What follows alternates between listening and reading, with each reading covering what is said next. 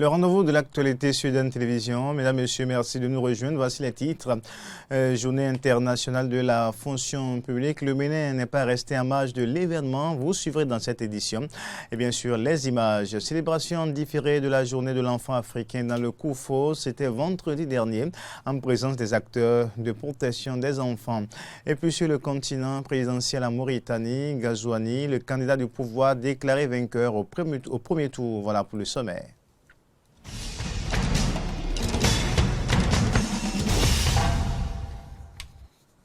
Merci de préférer Dan TV pour vous informer. La journée internationale de la fonction publique est célébrée tôt le 23 juin et pour objectif de valoriser le service public à travers le prix d'excellence au service public au Bénin. Ou bien l'administration publique reste peu performante. Cette journée est presque inconnue du grand public et même des travailleurs. Quelle administration publique pour le développement du Bénin? Élément de réponse dans ce reportage de Carole Olaye et Denis Marouya.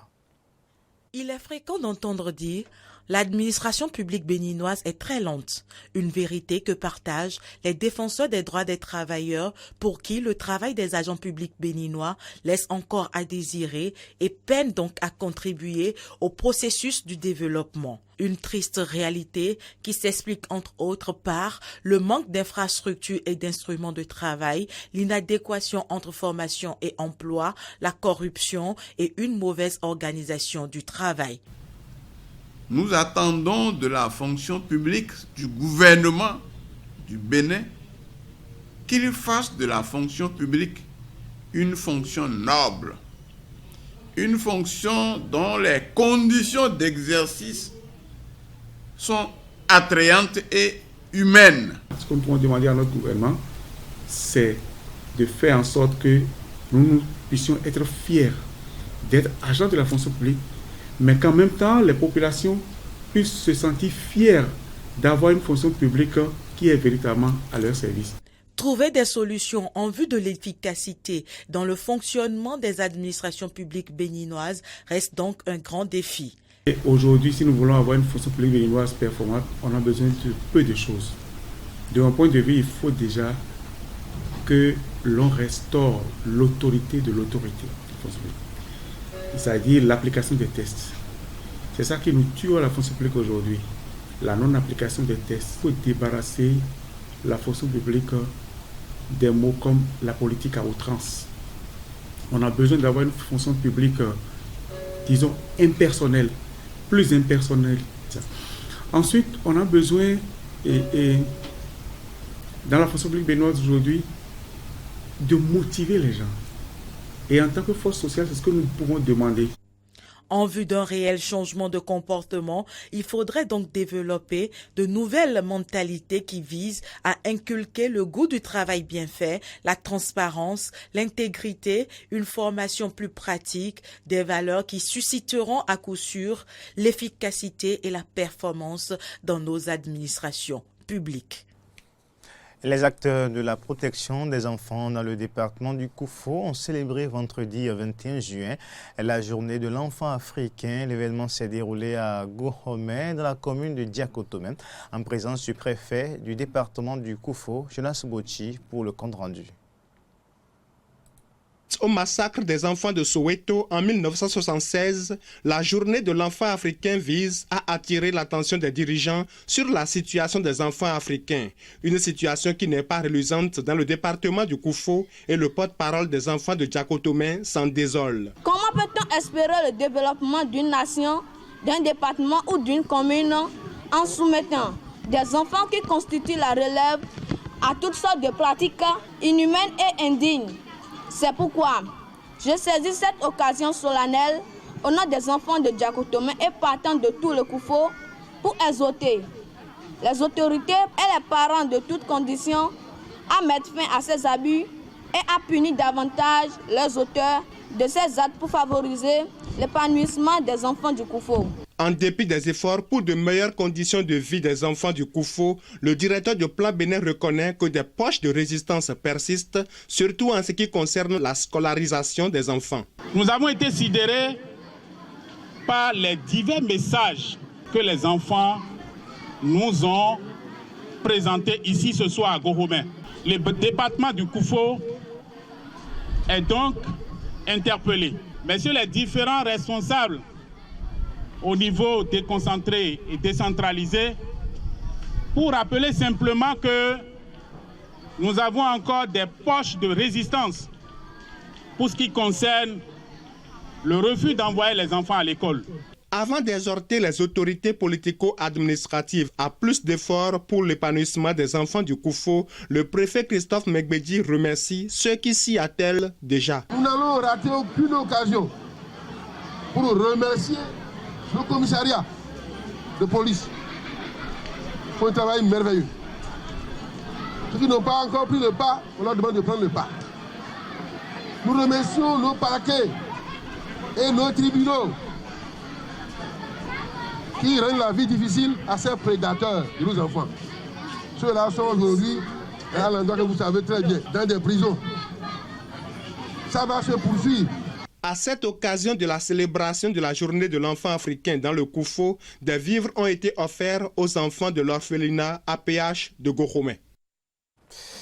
Le plan Bénin a récompensé les relais communautaires, les communes du Koufo pour l'accompagnement des enfants parrainés dans le département du Koufo, initié par Plan Bénin en collaboration avec la communauté des communes du Koufo et la préfecture d'Aplaoué. Cette motivation des relais et des communes vise un meilleur accompagnement des enfants parrainés par Plan Bénin dans ces deux départements. Jonas Bouchi pour le reportage. Suite au constat d'un relâchement dans le suivi des enfants parrainés par Plan Bénin dans le Koufo, Plan Bénin, de concert avec la préfecture d'Aplaoué et la communauté des communes du Koufo, a convenu d'une compétition entre les relais communautaires et les communes afin de maintenir une bonne communication entre les enfants et leurs parrains. Grâce au grand leadership de la communauté des communes du Koufo et l'éclairage nécessaire de la préfecture, nous avons conduit un processus de recrutement des animateurs dans les 6 communes. Nous avons par la suite réfléchi ensemble à un mécanisme de compétition autour des activités, ou comme nous l'appelons à Plan, le projet de labellisation des activités de parrainage, dont nous célébrons les résultats ici ce soir. Au vu des efforts fournis par les uns et les autres, les résultats de la compétition se présentent comme suit. Pour la phase des communes, nous avons la commune de Toviklen, qui est la première, la commune de Djakotome, deuxième, la commune de Dogbo, troisième, la commune d'Aplaoué, quatrième, la commune de Koulékamé, cinquième, et la commune de Lalo, cinquième Eseko. Ce challenge entre les relais communautaires et les communes a eu son effet pour l'épanouissement des enfants de Koufo et le préfet Christophe Megbedji s'en réjouit. Je voudrais, au nom du gouvernement du président Patrice Talon, remercier le partenaire présidentiel Bénin, remercier les communes qui accompagnent le mouvement sur le terrain, celles qui ont pu vraiment nous émerveiller, Toviklen et Djakotome, et remercier les 12 relais communautaires. Vous avez semé l'émulation. Vous avez dit aux autres, battez-vous, vous aussi. Je suis sûr qu'aux étapes prochaines, la lutte sera rude.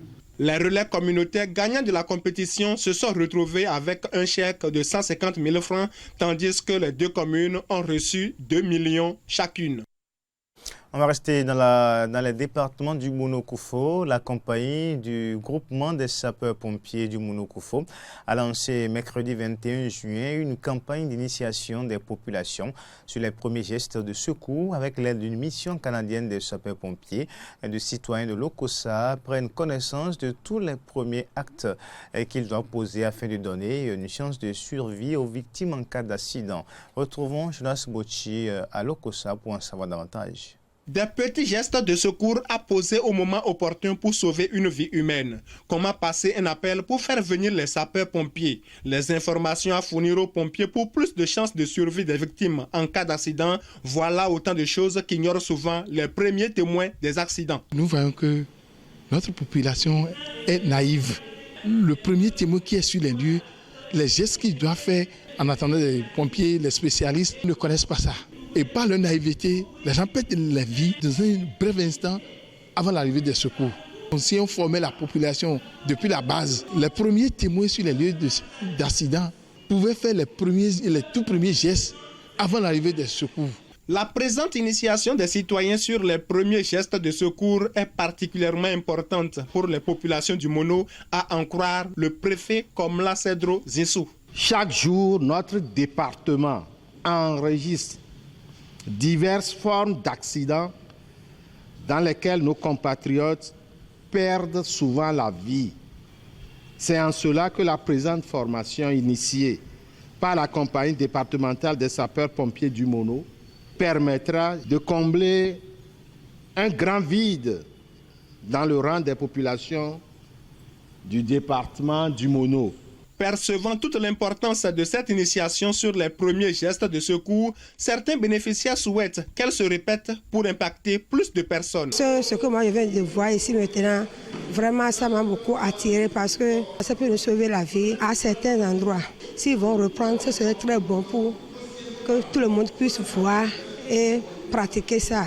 La formation que je viens de suivre est bonne parce qu'il y avait un accident qui s'est produit chez nous et on n'a pas pu faire des mouvements pour sauver cette vie. Mais quand j'ai suivi ces formations maintenant, pour la prochaine victime, je peux faire des mouvements qui peuvent m'amener à sauver des vies. Selon le préfet du département du Mono, cette séance d'initiation sur les premiers gestes de secours se fera dans toutes les communes du Mono.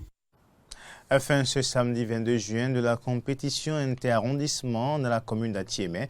Cette compétition qui découle des réformes du gouvernement béninois dans le secteur du football pour rehausser la qualité du football conduira à la mise en place des équipes communales de foot dans le département du Mono. Voici le compte rendu de la finale entre les arrondissements de Kmenou et de Dekwe avec Jonas Bochi.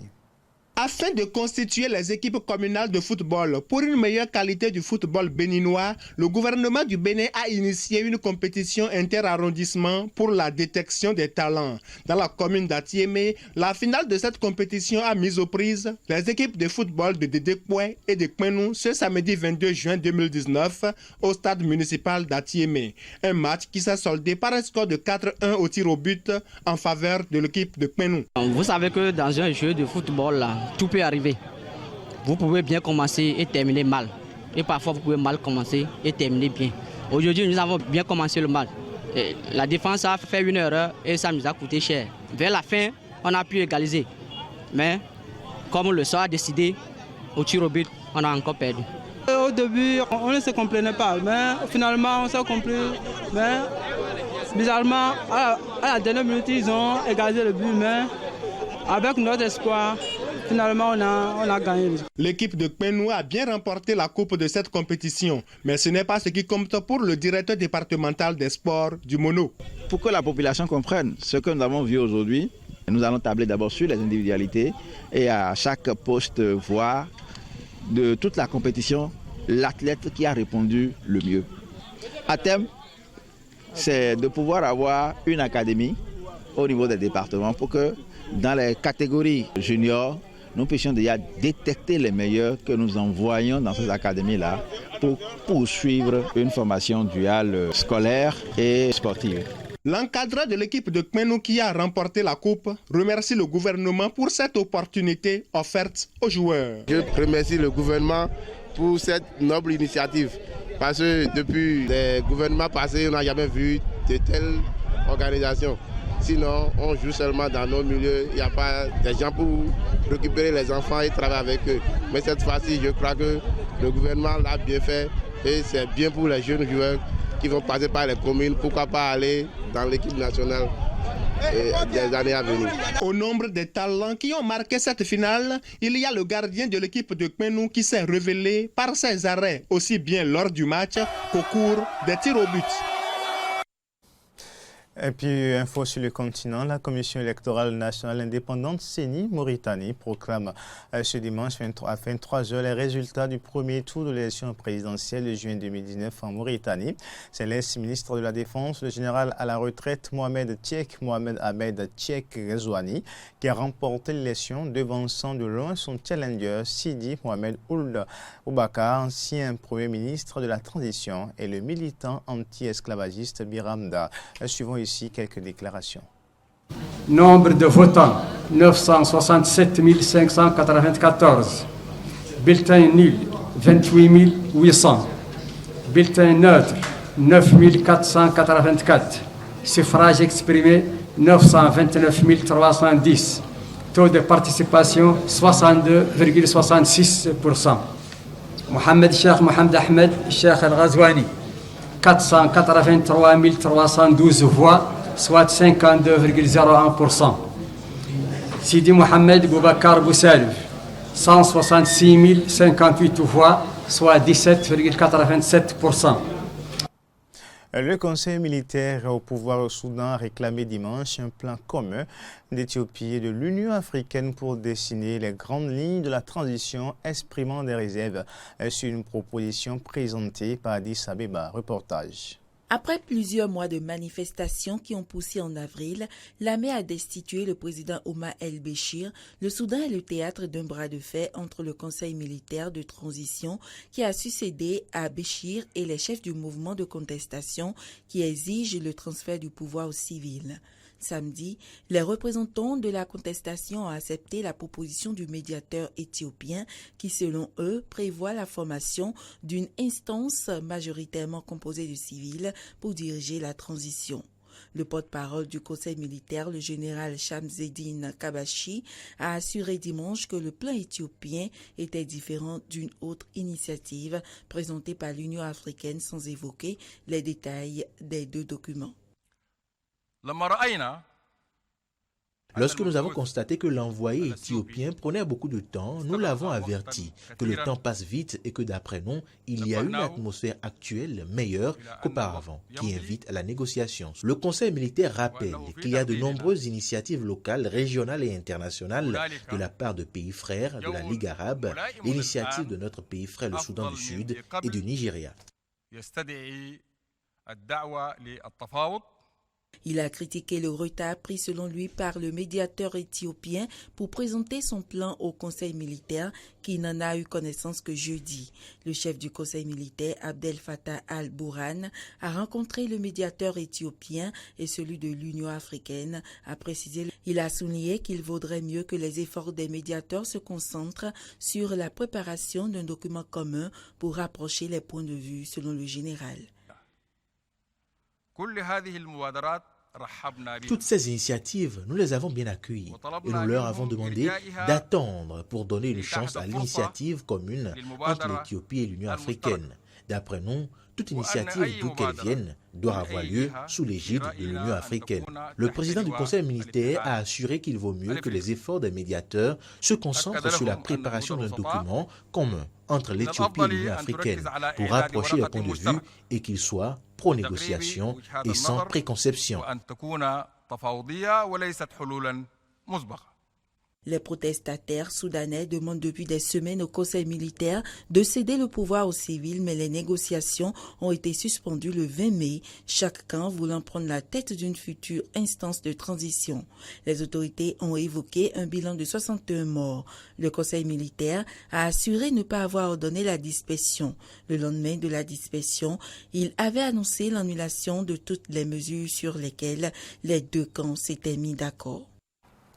En Turquie, les Stambouliotes réagissent au lendemain de l'élection d'Ekrem İmamoğlu au municipal d'Istanbul après l'annulation du premier scrutin infligé au président Recep Tayyip Erdogan, son pire revers électoral en 17 ans. Reportage.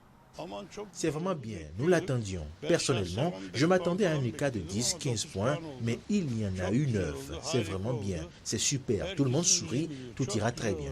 Mon avis personnel, c'est qu'il n'était pas juste de refaire cette élection, mais le fait qu'il a gagné avec un tel écart est bien mieux pour Istanbul.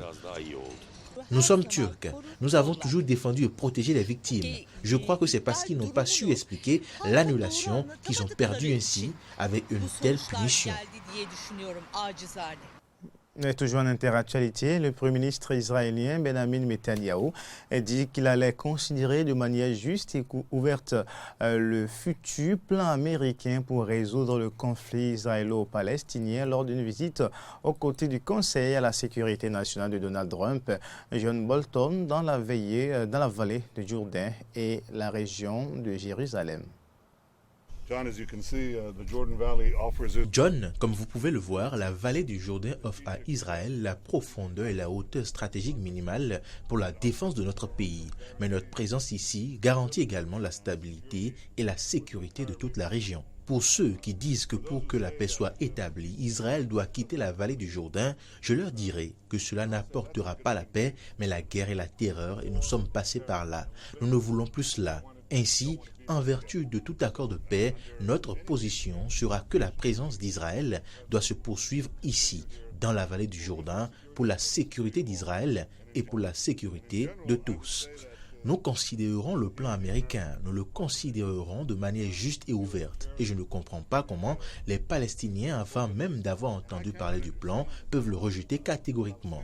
Ce n'est pas comme ça qu'il faut procéder. Nous pensons que la paix est liée et est indépendante de la sécurité.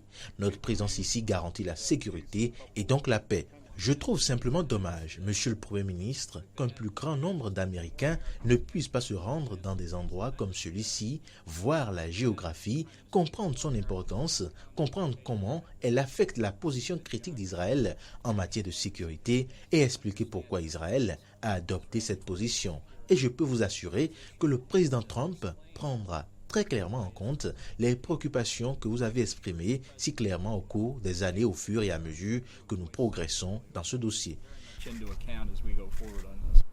La conférence de Barème sur la paix au Proche-Orient est déjà vouée à l'échec selon le président de l'autorité palestinienne qui a décidé de la boycotter après la publication hier du volet économique du plan en paix américain.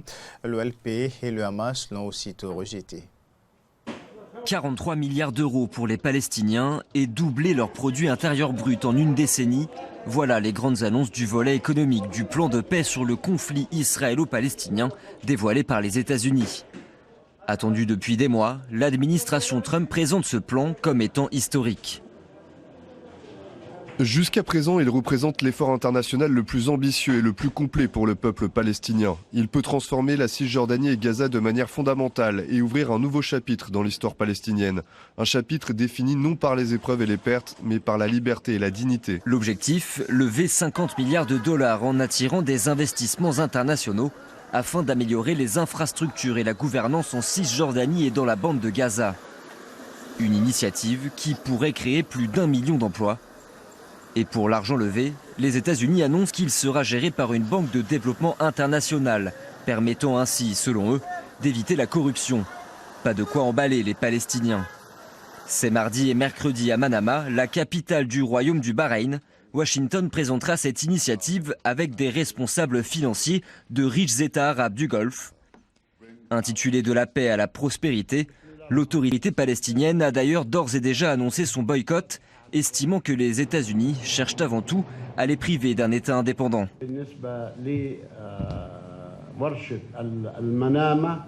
En ce qui concerne la conférence de Manama, nous avons indiqué que nous n'y participerons pas.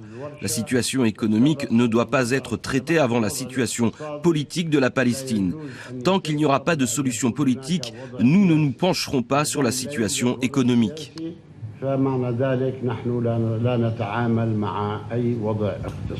De son côté, Israël réprouve la position palestinienne.